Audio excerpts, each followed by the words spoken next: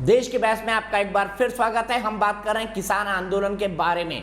26 मई को एक बार फिर किसानों ने, चूंकि 6 महीने उस दिन पूरे हो रहे हैं, इस दिन ऐलान किया है कि देशव्यापी प्रदर्शन होगा। देशव्यापी प्रदर्शन होगा, इसका मतलब लोग सड़कों पर निकलेंगे, बड़ी संख्या में हो सकता है रैलियां निकाली जाएं, बड़ी संख्या में ट्रैक्टर मार्च हो और इससे कोरोना का खतरा एक बार फिर बढ़ जाएगा। हम उसी पर बात कर रहे हैं। मेरे साथ 4 खास मेहमान जुड़े हुए हैं। मेरे साथ कांग्रेस की राष्ट्रीय प्रवक्ता राधिका खेड़ा जी जुड़ी हुई हैं, मेरे साथ बीजेपी के राष्ट्रीय प्रवक्ता गोपाल दास अग्रवाल जी जुड़े हुए हैं, मेरे साथ रमनीक मान जुड़े हुए हैं जो कि एक किसान नेता और राजनीतिक विश्लेषक हैं, मेरे साथ सवित मलिक जुड़े हुए हैं जो कि एक किसान नेता हैं और इस वक्त आंदोलनरत हैं।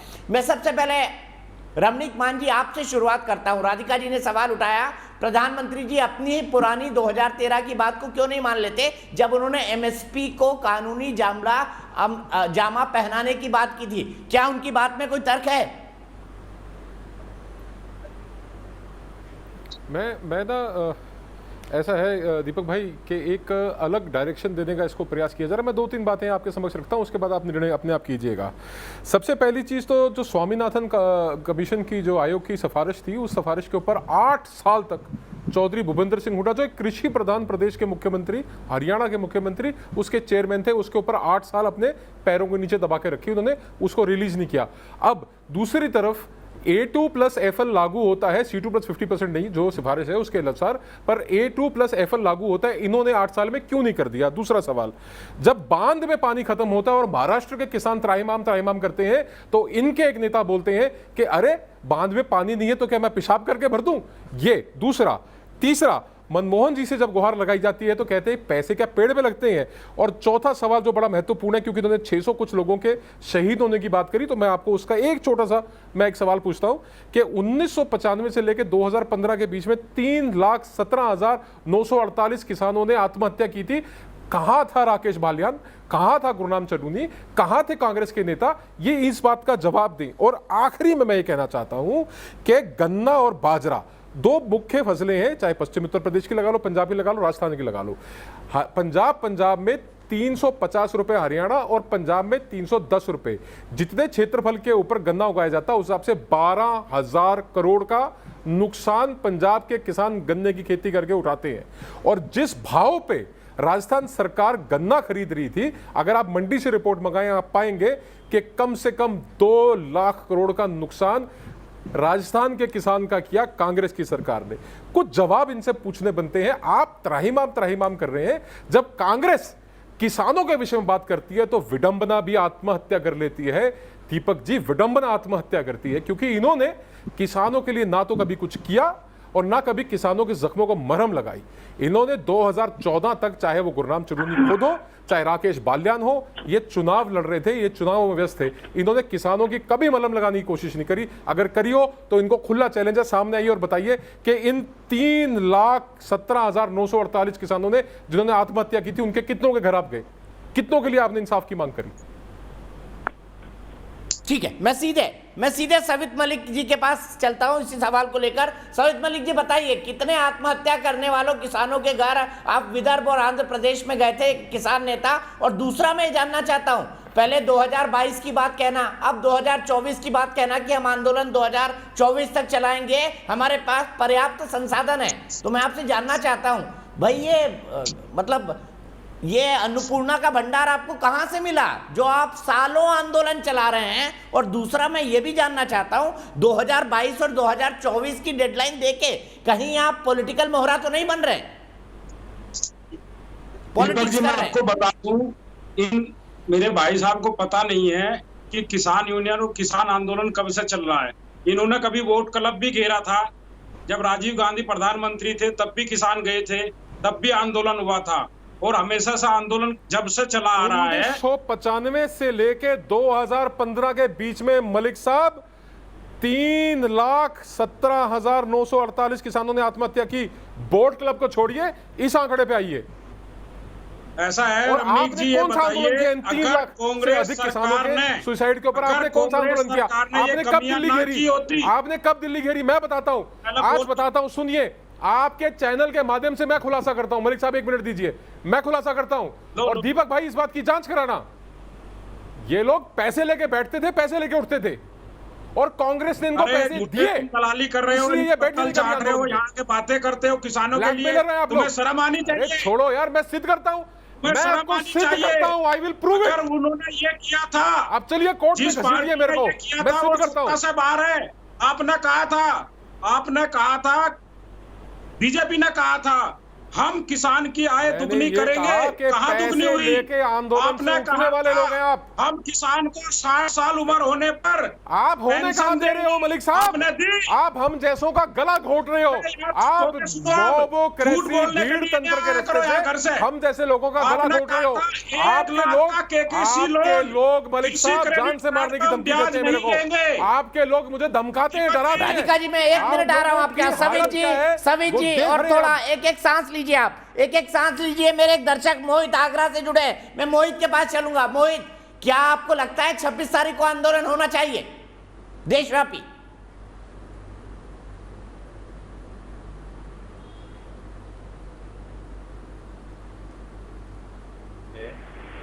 वो प्रोटोकॉल को देखते हुए होना चाहिए, क्योंकि इस टाइम पे जो किसानों की स्थिति है उसको समझने की बहुत जरूरत है।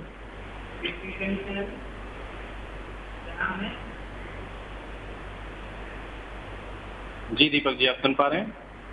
ठीक है, आप कह रहे हैं कि कोरोना प्रोटोकॉल के हिसाब से होना चाहिए और किसानों की स्थिति को सरकार को समझने की जरूरत है। ठीक है मोहित, एक साथ बोलते तो ज्यादा बेहतर होता, लेकिन कोई बात नहीं। मैं सीधे चलता हूं सवित मलिक के पास। सवित मलिक, 1995 से लेकर, बल्कि मैं तो ये कह रहा हूं कि टिकैत साहब के आंदोलन के बाद से लेकर बाबा टिकैत के आंदोलन से बात को लेकर कौन सा ऐसा किसान आंदोलन हुआ जिसमें आप उन लोगों के घर गए जिन्होंने आत्महत्या की थी किसानों ने अभाव के कारण? इसका जवाब दे दीजिए आप। दीपक चौरसिया जी, सारे संगठन उस दिन से लगातार लड़ाई लड़ रहे हैं और हर जगह जाते हैं, ये लोग नहीं जाते। मैं जब बोलता हूँ इनको थोड़ा शांत रहो, हम इनसे पूछ रहे हैं। आंध्र प्रदेश में, तेलंगाना में किसान के पैर में जूती नहीं है, जूता पहनने के पैसे नहीं है भैया। क्या बात कर रहे हो आप मर्सिडीज में आ रहे हो, टोयोटा में आ रहे हो, फॉर्च्यूनर में, एंडेवर में, लैंड रोवर में आ रहे हो। अरे विदर्भ में आंध्रा में चप्पल पहनने के पैसे नहीं है, चप्पल पहनने के। ऐसे पिट्ठू बन के बैठते हैं कि हमको पानी उठाने नहीं देते। तो क्या मैं पेशाब कर रहा हूं? आपने कहा था आय दुगनी करेंगे, कहाँ आय दुगनी है? आपने कब उठाई? 1950 से लेकर 2015 में एक आंदोलन बता दो, एक आंदोलन बताओ जो आपने पेंशन देंगे, कहाँ पेंशन है? मलिक साहब, आपके पास जवाब नहीं है। ठीक है, दोनों रुके, आप दोनों रुके। मुझे राधिका खेरा के पास जाना है। राधिका खेरा जी, आपको नहीं लगता आंदोलन जितना ज्यादा बढ़ता जाएगा, भारतीय जनता पार्टी की ये बात उतनी ट्रू होती जाएगी कि आंदोलन सिर्फ राजनीतिक कारणों से है, किसानों के हित का इससे कोई लेना देना नहीं? आपका क्या मत है इसके बारे में? मैं एक बात कहना चाहूंगी, मोदी जी के आंसू आंसू, किसानों के आंसू पॉलिटिक्स। ये सब जो भ्रम फैलाया जा रहा है कि किसान पॉलिटिक्स कर रहे हैं, ये कर रहे हैं, वो कर रहे हैं, अरे इस चैनल पे बैठे जो अपने आपको किसान नेता कह रहे हैं उनको शर्म आनी चाहिए। उनको यही नहीं पता कि कितने किसानों ने शहादत दे दी। मैं किसान नहीं हूँ, मैं गई हूँ वहां पे समर्थन करने किसानों का एक आम नागरिक होने के नाते, और मुझे तक पता है कि 470 सर रमन जी 470 किसानों की शहादत देखी है इस आंदोलन ने। तो पहले अगर आप बीच में मत बोलिएगा, मैं आपके बीच में नहीं बोलूंगी। मैडम मेरी बात सुनो बहन जी, मेरी बड़ी बहन सुनो। नहीं बीच में नहीं बोलूंगा, आपने मेरा नाम लिया है, आपने मेरा नाम लिया, मेरा अधिकार बनता है। आप मेरा नाम ले रही है, मेरा अधिकार बनता है। आप हिसाब देंगे 3,17,948 किसानों की मौत का? आप केवल राजनीति के लिए जा रहे हैं, आपका केवल राजनीतिक हल सिद्ध होता है। अच्छा बताइए, कैप्टन अमरिंदर सिंह क्यों मना कर रहे हैं? आप बताइए कैप्टन अमरिंदर सिंह क्यों मना कर रहे हैं? एक बार घर में बैठ के सलाह कर लीजिए, एक बार घर में बैठ के सलाह कर लीजिए। मान साहब कंक्लूड करने दीजिए राधिका जी को। राधिका जी कंक्लूड करिए प्लीज। आप मेरे को लानत दे रहे हैं, आप मुझे कहते हैं शर्म आनी चाहिए। बिल्कुल मौका दूंगा, मैं आपको बिल्कुल मौका दूंगा, आपको कंक्लूड करने दीजिए। जवाब तो मैं दूंगा आपको। पानी पी के कांग्रेस को गाली दी, मैं इनके बीच में नहीं बोली, अब ये चुप रहेंगे, फिर बोलूंगी। 470 किसानों की शहादत इस किसान आंदोलन ने देखी है।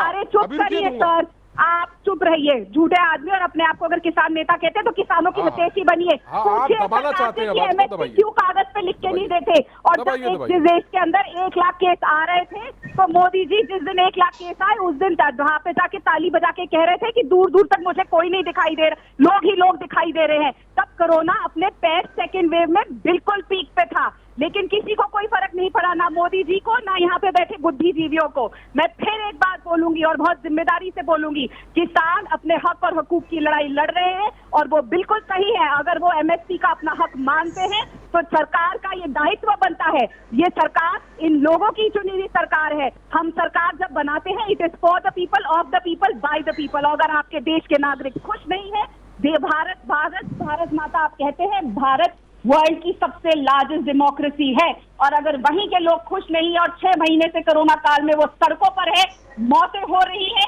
आप फिर भी वापस नहीं ले रहे, तो ऐसे अहंकारी शासक को अपना हक छोड़ देना चाहिए या इस्तीफा दे देना चाहिए। ये बहुत ही शर्मनाक बात है कि भारत माँ के बच्चे 6 महीने से सड़कों पे है, 400 से 70 ज्यादा लोग शहादत हो चुकी है, और फिर भी ये सरकार अपना हक नहीं। जवाब दीजिए गोपाल दास अग्रवाल जी, क्या ये शर्म की बात नहीं है कि आप पे किसान आंदोलन को नहीं सुलझा पा रहे? देखिए दीपक जी, यहाँ पे अभी इतनी देर हमने चर्चा करी, इन्होंने एक भी जो किसान आंदोलन के समर्थक हैं विषय पे कोई बात नहीं करी। किसानों का इन तीनों कानून से कैसे अहित होने वाला, इस पे कुछ नहीं है। पॉलिटिकल भाषण हमने बहुत सुनी है, इमोशनल भाषण भी ये कर लिया, लेकिन वस्तु स्थिति पे नहीं है। दूसरी बात ये महत्वपूर्ण है कि देश में केवल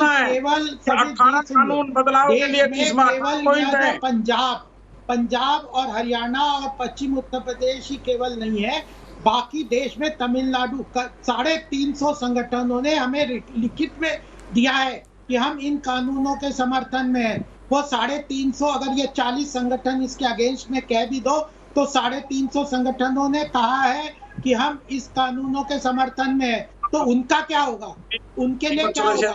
तो फिर दूसरी बात है प्राइवेट मंडियों का बारे में हर कृषि क्षेत्र का विद्वान या एग्रीकल्चरिस्ट, इकोनॉमिस्ट या किसान हर उसमें रिपोर्ट में यह है। तो राजनीति है और कुछ नहीं है। किसानों का हित इसमें है कि यह कानून तीनों आए, वो आए या ना आए अलग बात है। एमएसपी की डिमांड बिल्कुल अलग है। मैं बिल्कुल नहीं कह रहा कि एमएसपी की समस्या किसानों की इन तीनों कानून से सारे किसानों के सारी समस्याएं खत्म हो जाएंगी। 70 साल से किसानों की बहुत सारी समस्याएं हैं, वो पूरे इन तीनों कानून से ना हम क्लेम कर रहे हैं कि सब समस्या समाप्त हो जाएगी और तुरंत हो जाएगी, लेकिन यह उस समस्या के समाधान की तरफ एक महत्वपूर्ण मजबूत कदम है जो किसानों की तरफ से ही बहुत सारे समय में मैं पूरा डिटेल दे सकता हूँ, जिसमें यह कहा गया है कि यह मजबूत कदम नहीं था। मैं सीधे समित मलिक के पास चलता हूँ। समित मलिक की पहली बात, आपसे 11 राउंड की बातचीत हुई, आपसे कहा गया कि एमएसपी पर हम लिखत पढ़ी में बात कर सकते हैं, हम इसके लिए ओपन हैं। सिर्फ आपसे एक ही बात नहीं मानी गई जो आप कह रहे थे कि तीनों कानून को वापस ले लो। 3 कानून को वापस लेना पॉलिटिकल डिमांड है। आप सरकार से अपनी बात मनवाते और आगे निकल लेते, आप वो कर सकते थे। आप एमएसपी पर लिखित आश्वासन ले सकते थे, आप एमएसपी पर कानून ले सकते थे, लेकिन आज तक 11 की 11 मीटिंग के अंदर एमएसपी पर आज तक चर्चा ही नहीं हुई है। ये एक हकीकत है। दीपक जी 12 मीटिंग हुई है और मैं पहले दिन और मैं अपने पैनल को कहूंगा निर्मल सिंह मोगा से, क्या जुड़ रहे हैं हमारे साथ? जब से ये मीटिंग चल रही थी मैं कह रहा था इसका लाइव प्रसारण होना चाहिए। सरकार अंदर कुछ और बोलती है, बाहर कुछ और बोलती है। ये लोग बाहर आकर झूठ बोलते थे और इन्होंने एक बार भी ये नहीं कहा कि हम आपकी ये बात मान ले। कभी कहते हैं, कभी कहते हैं बात करके दे दो, कभी कहते हैं ये आपने जब तो आपने 18 चीजें कैसे मान ली गोपाल जी? 18 चर्चा करने के लिए कहां से तैयार हो गए? अगर आपको पता ही नहीं था, वो भी आपने लिखित में नहीं दिया। सरकार ने आप क्या उसमें एमएसपी था? समित मलिक बताइए, क्या उन 18 चीजों में एमएसपी था? सरकार ने क्या 18 चीजों में एमएसपी था? समित मलिक बताइए। एमएसपी पे सर 18 में एमएसपी था क्या? एमएसपी पर आपने बात ही क्यों नहीं की? क्योंकि आपका असली मकसद तो पॉलिटिकल लगता है कि कानूनों को वापस लो।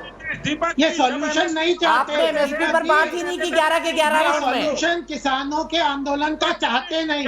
ये तो गोल पोस्ट जैसे कह रहे थे रमनीक मान जी, गोल पोस्ट चेंज करके आंदोलन को कंटिन्यू करना चाहते हैं। गोल पोस्ट आप चेंज करते जा रहे हो। ठीक है रमनीक जी, एक आखिरी कमेंट 30 सेकंड आपसे। मैं आपसे जानना चाहता हूं क्या एमएसपी पर बात हुई 11 के 11 दौर में? बिल्कुल शॉर्ट, नहीं मैं बड़ी शॉर्ट और क्रिस्पी बात करता हूं दीपक भाई। कंक्लूडिंग मेरे कमेंट्स हैं, अंग्रेजी में एक लाइन है उसको बोलते हैं क्विड प्रो को। क्विड प्रो को का मतलब होता है कि इसके बदले वो, हम तुमको ये दे रहे हैं उससे बदले ये लेंगे। इसका अर्थ है कि आज हम 12 संगठन आपको समर्थन दे रहे हैं, कल चुनाव की स्थिति में आपसे समर्थन लेंगे। और ये बात वाजे कैसे होती है कि बार बार राकेश बालियान कहता है कि 2022 में 2024 में हम लगे रहेंगे, बंगाल के चुनाव में जाते हैं, ये कहते हैं कि जिस जिस प्रदेश में चुनाव होगा उस प्रदेश में जाके हम खिलाफत करेंगे। तो सीधी सी बात है, इसके अंदर कोई गणित तो रहा नहीं, इसके अंदर कोई रॉकेट साइंस तो रहा नहीं समझने के लिए। सीधी सी बात है, ये क्विड प्रो को है इनके बीच में, ये अलायंस कन्वीनियंस का है। और ये जितना आंदोलन है ये लोगों की जान को तर्ज पे रख के इस कोरोना वैश्विक महामारी के समय में किसानों की जान के साथ खेल के अपनी राजनीति चमका रहे हैं। ठीक है, मैं यहीं पर रुकूंगा। हमने आपसे सवाल पूछा था क्या इस दौरान ये आंदोलन उचित है। 97% दर्शकों का मानना है कि कोरोना काल में 26 मई का कॉल जो दिया गया है देशव्यापी आंदोलन का वो उचित नहीं है।